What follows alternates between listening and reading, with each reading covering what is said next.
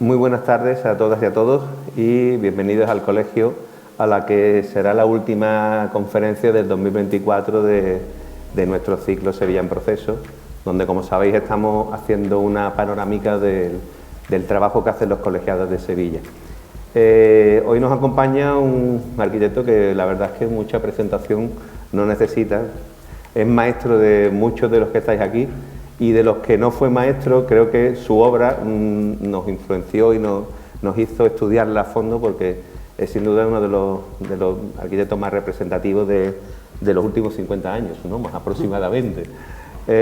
Fue uno de los miembros, bueno, en la década de los 70 pues se denominó por algunos medios de publicación nacional de arquitectura, como por ejemplo el Colegio de Arquitectos de Madrid sacó una serie de artículos sobre la nueva arquitectura sevillana, en la que había arquitectos como Paco Torres, Antonio Cruz y Ortiz, Antonio y Paco Barrio Nuevo, José Manuel y Juan Luis Trillo, José Antonio Carvajal, que también está aquí con nosotros hoy, no sé si Guillermo Vázquez Consuegra, en fin, toda una generación de arquitectos entre los que se encontraban y que dieron una nueva visión de la arquitectura en Sevilla, a través de la escuela que cada vez era más pujante en nuestra ciudad. Se trata, bueno, con nuestro compañero Gonzalo Díaz Recasén. Gonzalo, muchas gracias por acompañarnos hoy. La verdad que es un placer tenerte aquí para el colegio. Gonzalo Díaz Recasén, bueno, es doctor arquitecto, fue catedrático del Departamento de Proyectos Arquitectónicos de la Escuela Técnica Superior de Arquitectura de Sevilla, y actualmente es académico numerario de la Real Academia de Bellas Artes de Santa Isabel de Hungría. Comienza su labor como arquitecto, profesor e investigador a principios de los años 70, y durante todo este tiempo y con la participación de múltiples socios y colaboradores, pues el estudio Díaz Recasén ha desarrollado multitud de proyectos de muy diferente naturaleza, desde actuaciones en el campo de la rehabilitación, en el patrimonio histórico, como el Palacio Arzobispal de Sevilla, la Plaza de Toros de Jerez de los Caballeros, el Convento de San Antonio de Almendralejo o el Convento de Santa Clara, que yo creo que es una de las últimas obras que ha terminado, sí, hasta edificios de nueva construcción como Radio y Televisión Andaluza, la Facultad de Económicas de la Universidad de Sevilla, el campus y la primera facultad CEU de Bormujos, obras de pequeña escala como el proyecto de la Casa Guardiola o la sede del Banco de Bilbao, y grandes actuaciones en el ámbito urbano y territorial, como los proyectos de la Avenida de Torneo, la Ronda del Tamarguillo, el plan territorial de la Alcazaba de Reina, además de edificios de uso público y equipamiento como la Fundación San Telmo, el Conservatorio de Almendralejo, el Centro de Tecnificación de Tenis o la ampliación del Club Pineda en Sevilla. Su trabajo ha sido premiado, expuesto y publicado en multitud de premios y en múltiples ocasiones, y hereda en parte la tradición de la arquitectura sevillana y española, recogiendo el espíritu de los primeros proyectos realizados cuando en aquella época inicial trabajaba en Otaísa con Felipe Medina, por las clases que impartió inicialmente con Luis Recasén o José María García de Paredes en la Escuela de Arquitectura, perdón, o la tutela de Rafael Manzano durante su doctorado. Un arquitecto siempre consciente de que la arquitectura es un proceso completo en el que se engloba la actividad profesional, la docencia y la investigación. Gonzalo, hoy yo creo que nos vas a enseñar algunos de los últimos proyectos que ha venido realizando y que creo que van a ser del interés de todos. Así que, Gonzalo, cuando tú quieras. Bueno, muchas gracias por haberme invitado a este foro, y muchas gracias también por el currículum que acabas de leer. La verdad, yo hoy os voy a contar 4 proyectos que son los últimos 4 proyectos que se han hecho en el estudio, en los que yo he intervenido claramente. La verdad es que pido disculpas de antemano porque no haya hecho bien el trasvase de fotografía al sistema de los ordenadores modernos, ¿no? Me parece que me ha llegado tarde el tema y bueno, pues siempre hay defectos en la foto, hay malas hay mala resolución en muchos casos y bueno, pues la culpa es mía, sola mía. Bueno, os voy a contar 4 proyectos que son los últimos 4 que son unas viviendas que se hicieron en Valparaíso, en la finca de Valparaíso que está en el Aljarafe. Hay otro paquete de diapositivas del Conservatorio de Almendralejo. Hay una planificación hicimos una ciudad, una ciudad muy pretenciosa que ha llegado a poco, que ha llegado solo a hacerse un edificio y que es un poco el CEU, el Centro de Estudios Universitarios CEU, que fue un concurso también y que conseguimos un poco, bueno, con Pepe Fernández Zamorano, señor que era muy valiente y que se lió la manta a la cabeza y hizo un muy ambicioso programa de universidad privada, ¿no? Por último, os enseñaré el Real Club Pineda, una serie de una piscina cubierta, unas instalaciones complementarias que se hicieron del Real Club Pineda, del cual yo pues, lo conocía desde mucho tiempo y bueno, pues yo creo que bueno, vosotros juzgaréis ahora. Vamos a ver. Esta es la primera obra que os voy a enseñar, que es las Casas Patios de Valparaíso. Las Casas Patios de Valparaíso es una finca muy bonita, una finca que yo creo que tiene sus raíces romanas y que tiene una especie de manantial interior. El Valparaíso está en el Aljarafe, tiene una especie es una vaguada en el Aljarafe. Al fondo se puede ver ahí el final de cómo está ahora. Y yo creo que, bueno, pues aquí había intenciones por urbanizar, está muy cerca de Sevilla, y veis un poco a la derecha arriba cómo hay una casa, un bloque.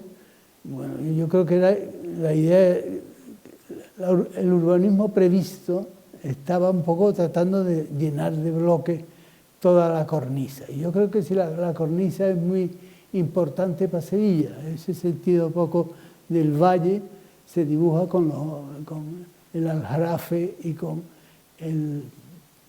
los Alcores, ¿no? Y un poco eso encierra un espacio que es el fundacional de Sevilla, donde se inicia. Y ahí se ve un poco la intención que había, y yo creía que era un disparate. Yo creía que era un disparate en el sentido de que era una acción especulativa. Y entonces, bueno,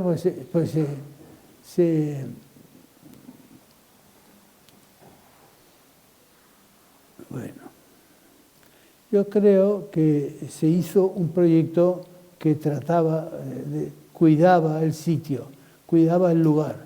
El lugar a mí me parecía fantástico.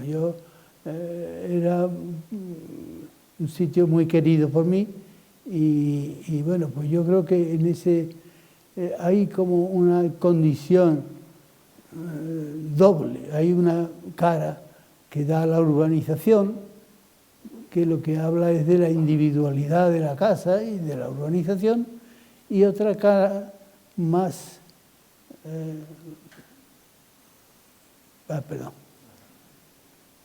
y otra cara que cerraba la urbanización en el sentido de que se abría y se cerraba a lo que era la urbanización. Y hay unos esquemas de cómo se dispusieron la asociación de casas, de la Casa de Valparaíso, que se llamaba, y bueno, pues en cierta manera había un arroyo, una vaguada, más que un arroyo, una vaguada que discurría por la mitad de la parcela, ¿no? Yo creo que en este sentido estas casas pues se conectaban a través de una galería, pero tenían como esa visión hacia Sevilla, hacia el Valle del Guadalquivir, que estaba un poco como fondo de la urbanización, y había una cara mucho más estricta. Esto un poco son las plantas, esto es. Y había una galería, que era esta, que un poco articulaba las casas de arriba y las casas que estaban superpuestas, y las casas de abajo. Y en esta, bueno, pues había una galería que estaba quería estar ajardinada, y que lo está con el tiempo, o sea que estas fotos son ya históricas, y yo creo que era la galería la que conectaba toda la urbanización, y tenía una forma de vaguada, Sí, se ve bien, Carlos. Yo creo que se ve bien. Bueno, pues yo creo que estas son las casas de Valparaíso. Yo creo que fue un invento con la forma que tiene, es la forma de un arroyo, de una vaguada, con todo su... y con una estructura de casa, una galería que sube y baja, que entra y baja, y subes por esta escalera y se encuentra con la vivienda de arriba. De modo que aquí puede verse,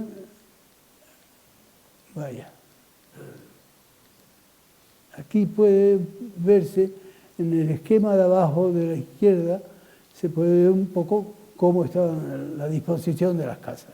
Eran unas casas que estaban una sobre otra hasta alcanzar la altura que te exigía la norma, que eso es un poco increíble, el que te exige, que una norma te obliga, ¿no?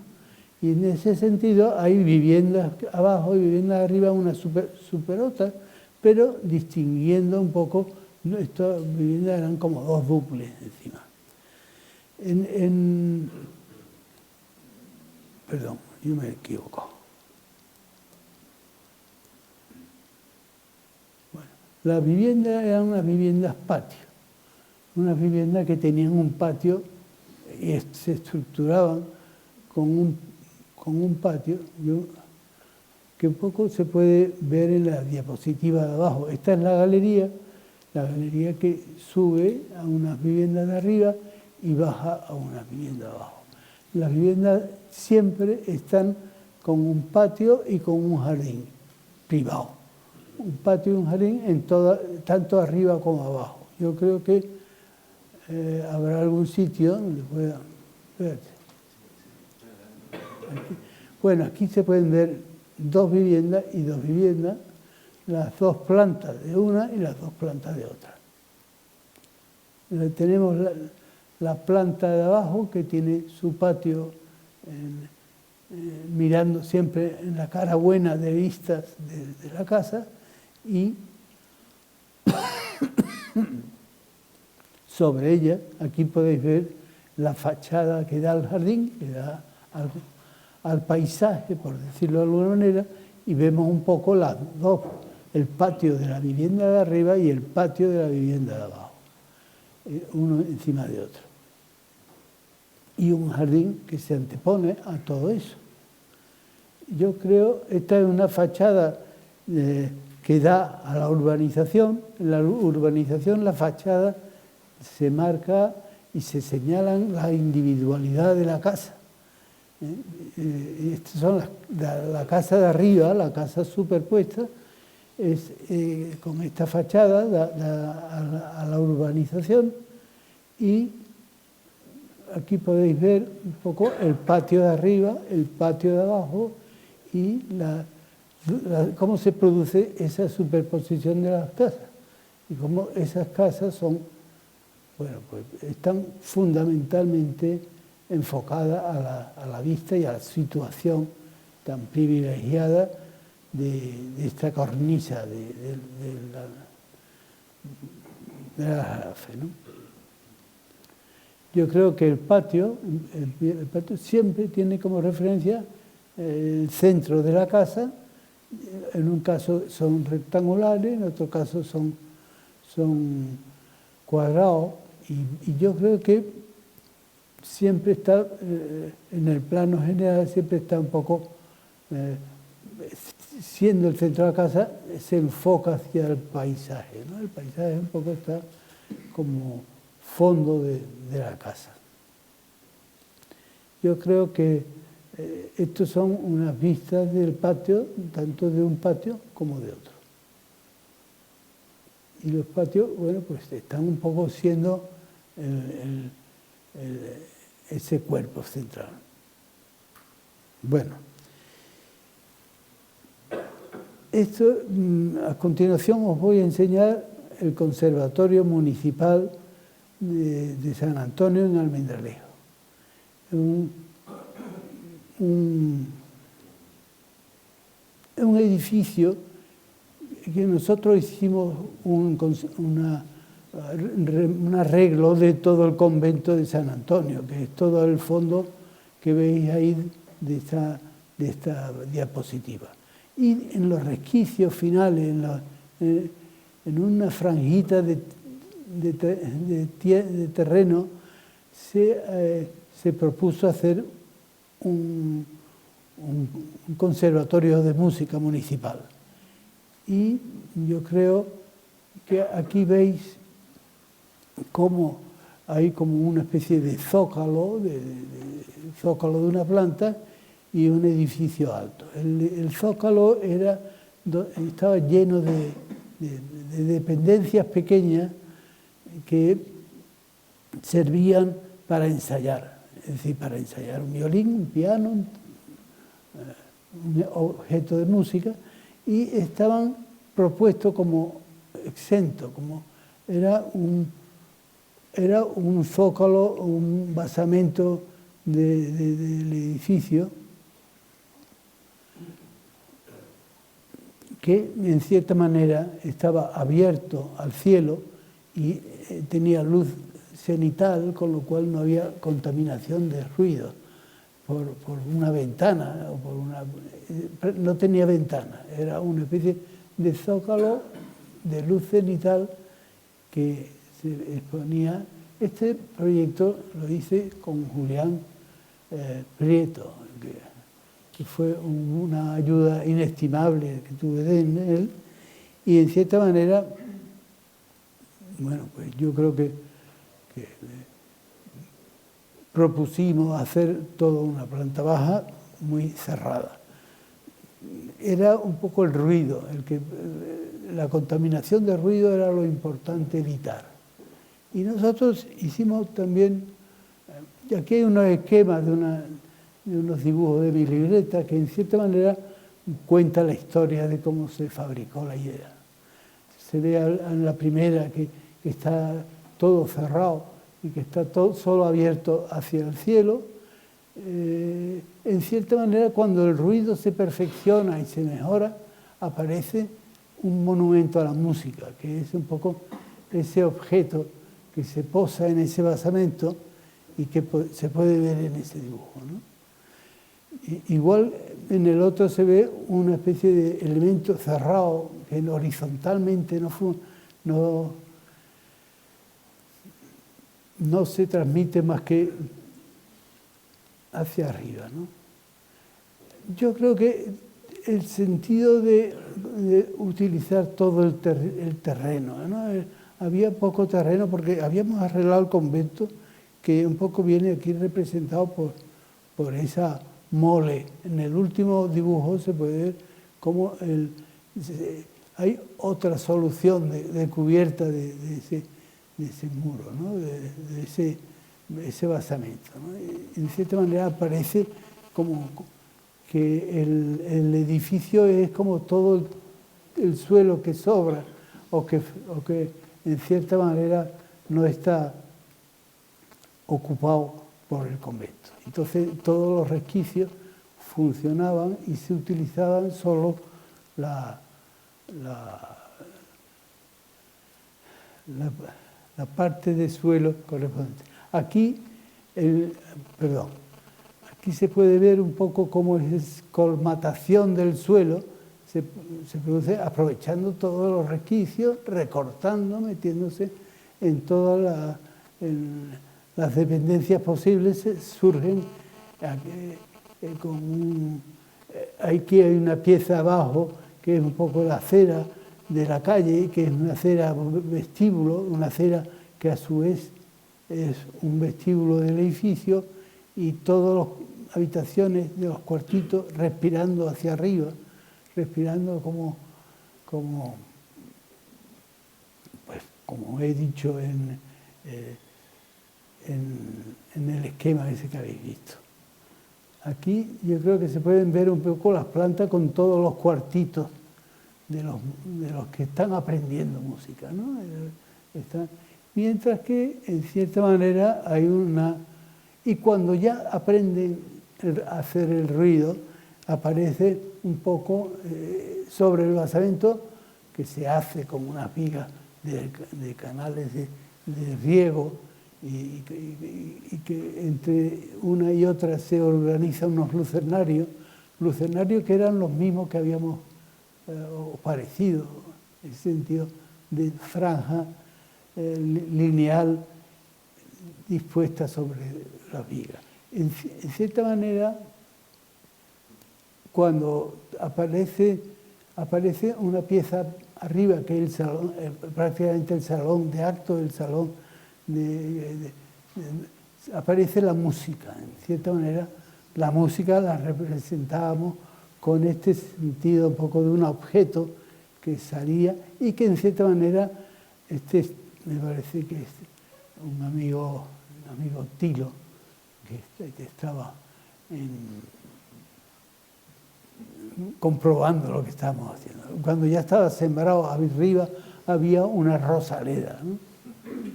En cierto modo, quería ser parte del jardín del parque adyacente, ¿no? Y entonces, bueno, pues se quería hacer una rosaleda con unos arriates muy... Y yo creo que nunca han progresado esas rosales, ¿eh? O sea, no es que estaban bien planteados, pero siempre estaban la guerra contra las plantas. Bueno, por dentro la luz era una luz de las intersecciones que había entre las vigas, el espacio que dejábamos entre las vigas permitía hacer unos lucernarios que se difuminaban con el suelo, con el techo de madera. Y en cierta...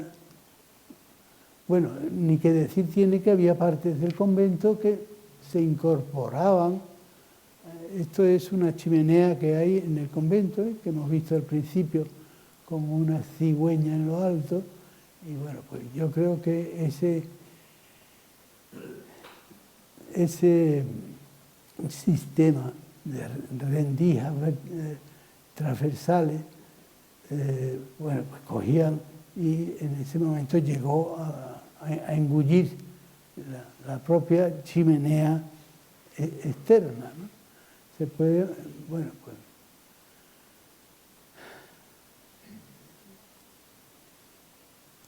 Yo creo el basamento se especializaba según el sitio donde estaba, y había sitios como era la acera de la calle San Antonio, y se trataba ese trozo de acera y se hacía como una especie de pre-hall o pre-entrada al convento.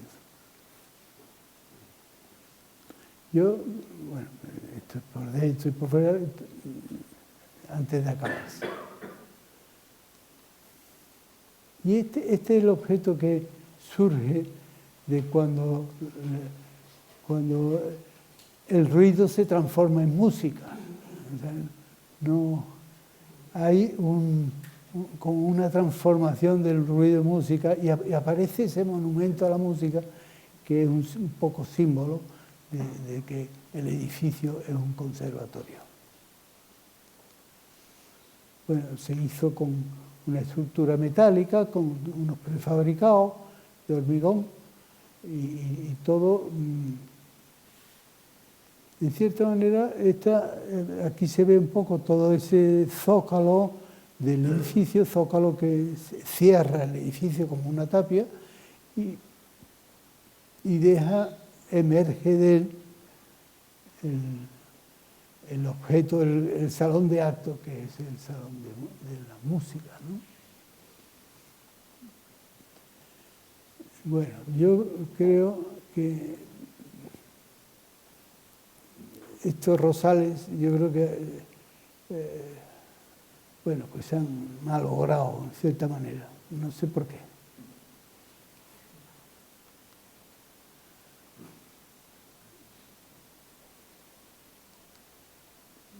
Veis un poco la chimenea que sale con la cigüeña en lo alto. Y este objeto que un poco tiene ciertos recuerdos de lo que es un altavoz, ¿no? Una especie de el abocinado de este hueco en la esquina del edificio, en cierta manera,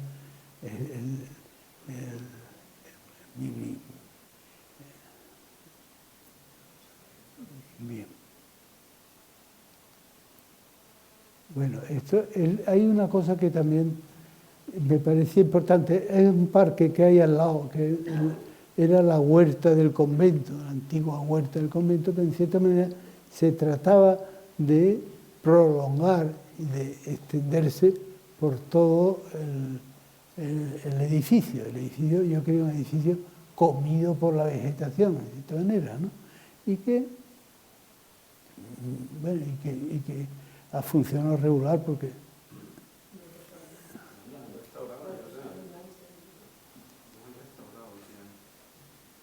Bueno, esto es el campo y la facultad de la Universidad del CEU, de San Pablo. Esto fue otro concurso que se ganó y que se ganó sobre la base de que propusimos hacer en el Borbujo, en la urbanización. Yo creo que era como un reclamo que quería hacer el dueño de los solares por organizar. Y organizó, con el banco de turno, organizó una especie de campus donde pretendía hacer 5 o 6 facultades. De las facultades, bueno, pues el campus, esto tenía unos 300 metros de diámetro. Y el campus era, bueno, pues atravesaba un río, el río Sequillo, que está en Borbujo, y que en cierta manera cada edificio de esto era un edificio de cerca de una ocupación de cerca de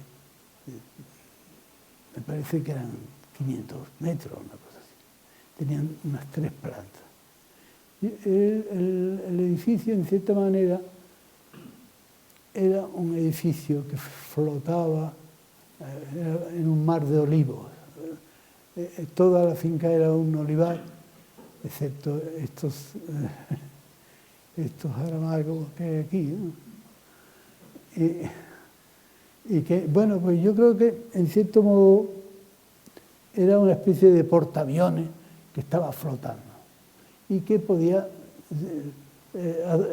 ser utilizado de una u otra manera.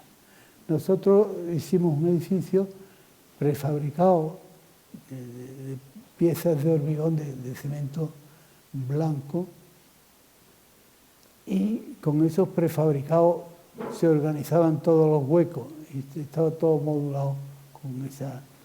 Había huecos, yo no quería ventanas pequeñitas, me parece que era un edificio con ventanas proporcionales al edificio. Un edificio que en cierta manera pues tenía unas grandes ventanas y las demás ventanas jugaban dentro de la otra. Se veía, estaba levantado sobre el terreno, sobre una planta prácticamente, tenía una plaza para que no fuera un edificio. Y en cierto modo está, bueno, pues ahí se ve la plaza, ¿no? Una plaza que está a 3 metros, y está a 3 metros porque había una galería que daba acceso ahí, que era tráfico rodado, era también una galería de instalaciones y era también un camino peatonal, de manera que todo podía un poco recorrerse andando. El círculo era una manera también de marcar el territorio, es decir, que el territorio nuevo está bien que se llene de cosas singulares y que son estas las que patrocinan una ciudad. Bueno, voy a enseñaros el objeto que se va un poco, le van haciendo, viendo que los prefabricados dan cabida a todo tipo de manipulaciones, ¿no? Y que no a otra escala, pero se funciona bien con los prefabricados, ¿no? Y yo creo que, bueno, pues aparecen todas estas manipulaciones que van un poco respondiendo a las aulas interiores, a los departamentos, a las zonas administrativas, a la iglesia, el salón de actos que se organiza aquí. Y yo creo que por dentro pues también había muchas veces que eran ventanas, pero también eran grandes huecos para las conexiones verticales, ¿no? Hay unos patios que están dando vida al interior y esta es un poco una entrada de las muchas que se proponían. Era la visión de la plaza peatonal que había y que se pensaba que era un poco el sitio de cita y de vida interna, ¿no? Y estaban todos abiertos, en cierta manera, en la planta baja estaba todo abierta a las dependencias.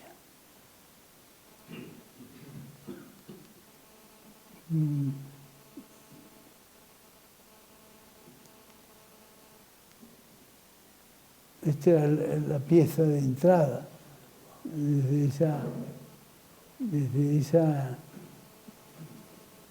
plataforma en alto que había, era el corazón un poco desde donde partía todas las conexiones.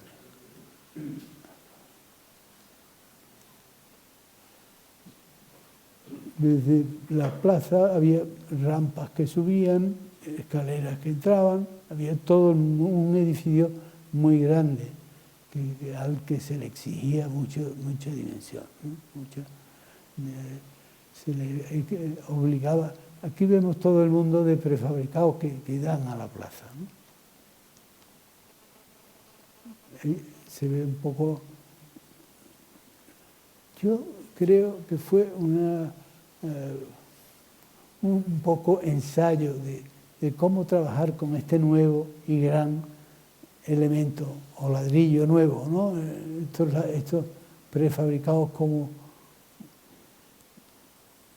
bueno, pues, que acudía en cada situación, acudía a una cosa. Aquí vemos la plaza en alto, la plaza conectada con las plantas altas. Aquí hay unos huecos que hay para los patios que iluminaban el salón de actos y todas las dependencias inferiores, ¿no?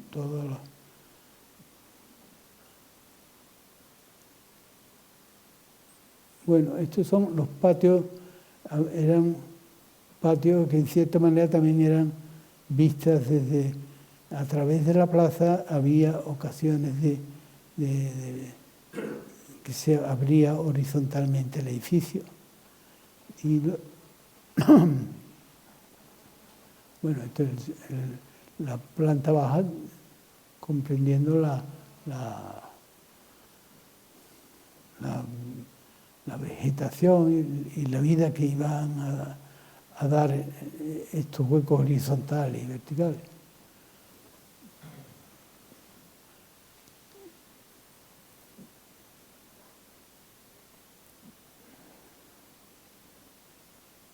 Bien, bueno, la longitud del edificio iba como cosiendo. Yo creo que hay una planta ahora.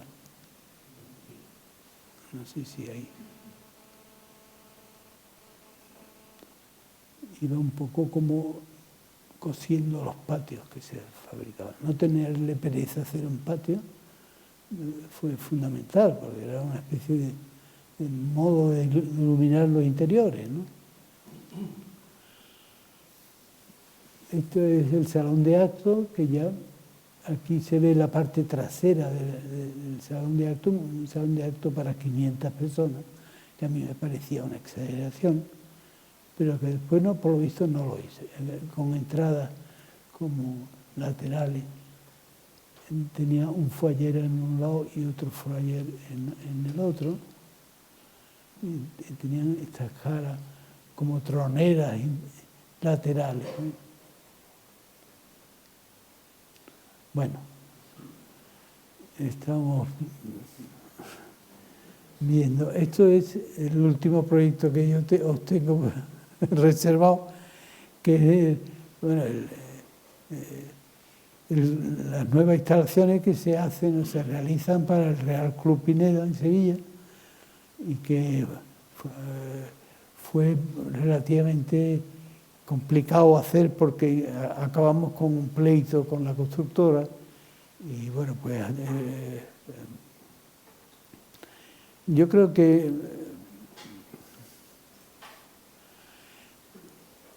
lo de Pineda, yo creo que hay que entenderlo desde la sucesión y la superposición de planos verdes, de planos de césped. Todo el jardín está limitado por unas líneas que estaban antes más pronunciadas y que eran un escalón en todo el terreno plano, y hay muchas planos verdes que se superponen y se disponen de una y otra manera. La piscina cubierta, los vestuarios, todos los gimnasios que hay varios, de máquinas y de no máquinas y tal, y yo creo todo ello, bueno, estaba linealmente organizado por una carretera que existe y que tenía un poco esa ramificación que hay, ¿no? Organizando una zona infantil en el extremo sur o suroeste, y unos vestuarios que están aquí a la derecha, debajo de los aparcamientos. De hecho, se hace poco visible porque se enterró la mayoría de los vestuarios y se enterraron también la piscina y muchas dependencias. De manera que los planos verdes fueran un poco los argumentos que construyen el edificio. Nosotros, bueno, pues aquí se ve una de las plantas del gimnasio, y esta es la piscina enterrada y rodeada de vestuarios, y son unas piscinas que eran prácticamente las que existen. Entonces, bueno, pues son un poco estas superposiciones de elementos y todo esto los que dejan un poco su impronta principal.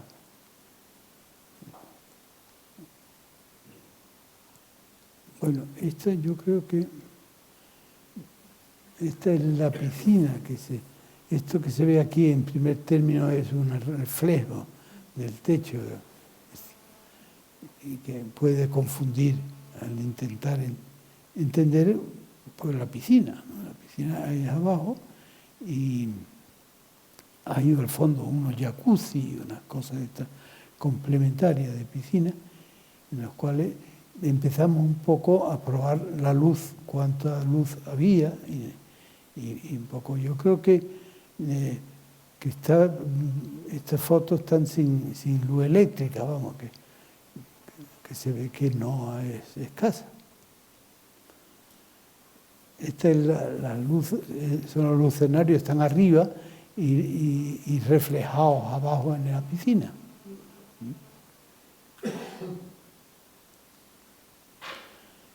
Estos son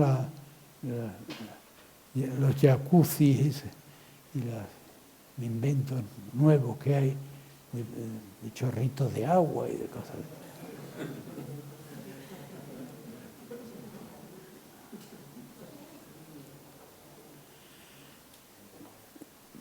Yo creo que todo lo que puedo hablar ya de todo cómo se van terminando los bordes de la intervención. Aquí hay un talud que se mete debajo del edificio y que va a los vestuarios. Y en cierto modo arriba lo que hay son unos aparcamientos de coche y unos lucernarios, que ahí se ve un trozo de lucernario, pero que están seriados todos. Y bueno, yo creo que estas manipulaciones que se hacen con los planos verdes es un poco la base del proyecto. Y que yo creo que no.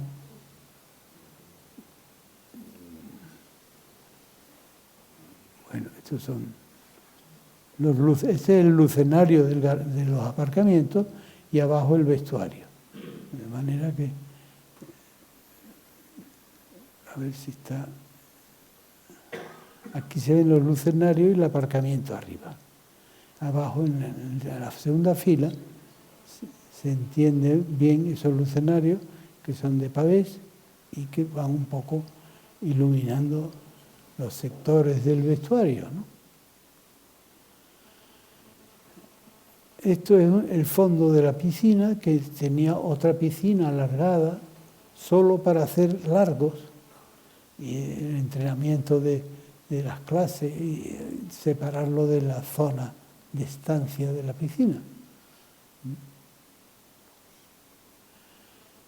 Bueno, estos son unos.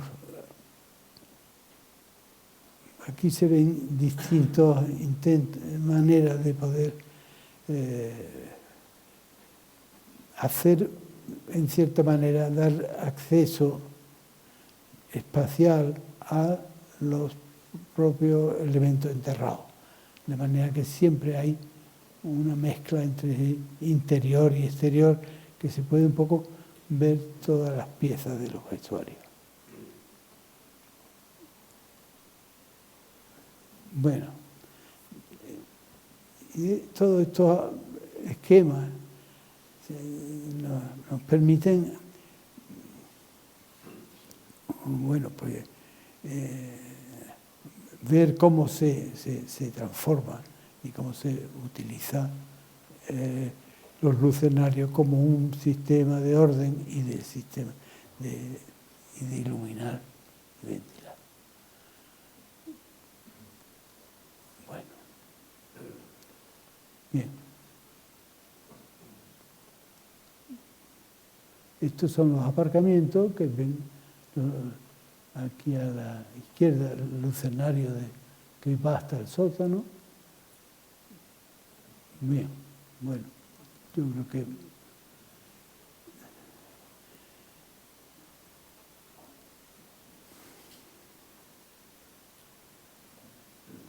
bien, bueno, pues yo creo que con esto me despido. Os agradezco vuestra paciencia. En cierta manera, si hay algún tipo de duda o supongo que habrá muchas.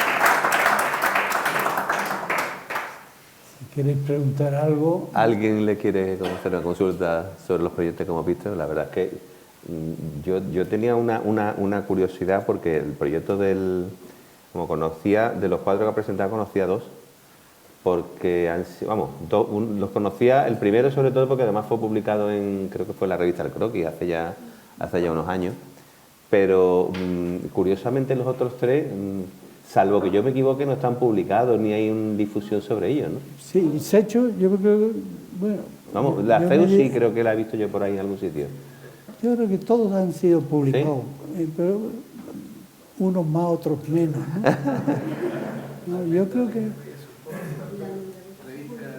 Es que son proyectos... a mí me ha sorprendido cuando me mandaste la presentación ayer, me sorprendió porque me parecían un proyecto muy muy me parecían estupendos. Por ejemplo, el de Tablada, el de Pineda no lo conocía, y la sección, además el estudio de la sección de la piscina me pareció muy interesante, el plano o sea, sí, cómo introduces el plano de césped con la piscina. Fue complicado porque sí, había mal entendimiento con la propiedad y mal entendimiento sobre todo con la empresa. Entonces, yo creo que fue muy rebelde, muy poco dócil. Yo no sé. Qué raro. Pero no tanto por un problema económico, que yo creo que, sino que era porque no comprendían, no se identificaban con nada de lo que se decía, ¿no? Yo creo que lo pasamos regular en esa dirección de obra. Pero eso son excusas, y excusas son excusas. Pues un proyecto muy pensado de la sección, que es algo que me ha parecido muy bonito, ¿no? La verdad es que fue interesante, todo era un poquito originalmente... Tú puedes trabajar con un ladrillo, tú puedes trabajar con un prefabricado, pero con un territorio, con un terreno, como elemento clave, el terreno, el plano verde abstracto, ¿no? Imagínate hacer un proyecto con un plano verde. Y sin embargo, para mí era fundamental, ¿no? Aparte de que el golf es un plano verde y Pineda lo que es fundamental es el golf.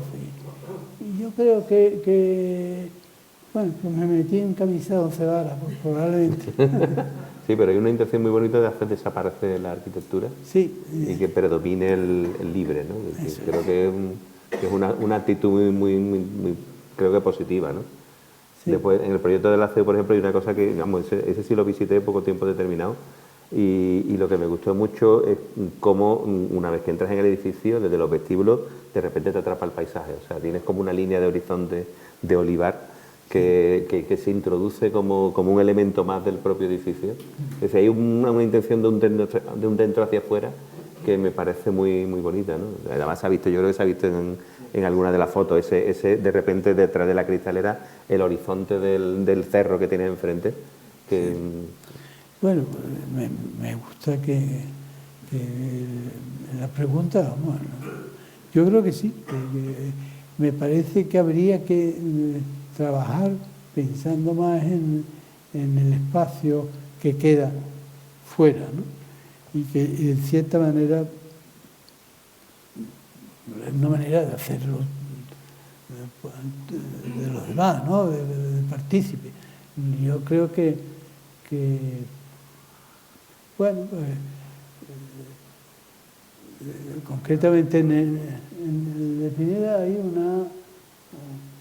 una voluntad específica de hacer, dejar que sea el campo, ¿no? Yo creo que lo importante de Pineda es el campo, no el edificio. Me parecía que era una manera también de bueno, no sé hasta qué punto, vamos, pero no sé hasta qué punto el territorio de Sevilla está lleno de ocasiones, ¿no? Y que el Pineda era un pinar, como su nombre indica, y un pinar, y lo que no me dejaron poner un pino. Y mira que yo lo argumentaba muy claro, poner pino, aquí lo que hay que poner pino. Pues nada, no fue fácil. Y por eso yo creo que ahí empezó mi lucha por eso, por hacer un buen parque, ¿no? Si nadie quiere añadir nada, pues despedimos a Gonzalo y bueno, desde el colegio desearos a todos los que estáis, a todos los que nos veis una feliz fiesta y nos vemos en el 2025. Muchas gracias a todos. Muchas gracias.